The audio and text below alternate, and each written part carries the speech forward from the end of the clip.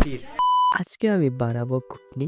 যারা গ্রামে থাকেন অবশ্যই জানবেন এই ঘুগনিটা কি। সো আজকে তৈরি করবো ঘুগনি। সো পুরো ভিডিও দেখুন, লেটস স্টার্ট। প্রথমে একটা কড়া টানতে হবে বাঁশ কাটার জন্য, তারপর একটা বাঁশ খুঁজতে হবে। এই তো পেয়ে গেলাম বাঁশ। এবার এটা এক টুকরো কেটে নেব, তারপর বাঁশের মোটো চিংড়ো কাটতে হবে। পেয়ে গেলাম সবগুলো। বাঁশের উপরে জোড়া কেটে নিচের জোড়াটা রাখবো। সেম ভাবে চিংড়োটাও কেটে নেব, তারপর চিংড়োটা সমান করে তারপর বাঁশের ভেতরের ময়লা আবর্জনা সব পরিষ্কার করতে হবে। ধোয়ার পর দুটা রোদে দিয়ে দিলাম। তখন আমরা দিলাম বড়ই পাতা, আর আমরা বড়ই গাছ আসি লাগে, এখন নাই।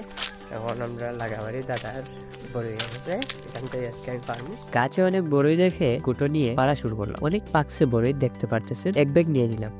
এরপর বড়ইগুলো ধুয়ে নিই, ঘুগনির ভিতর ঢুকে দিলাম। আরেকদিকে মশলা তৈরি করা হচ্ছে। ঘুরতে ঘুরতে আমার হাতের অবস্থা শেষ, তারপরও ঘুরতে থাকলাম। এখন টেস্ট করার পালা।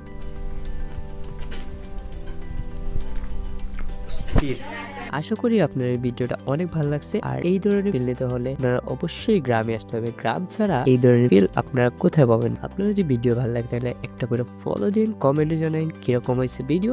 আল্লাহ হাফেজ।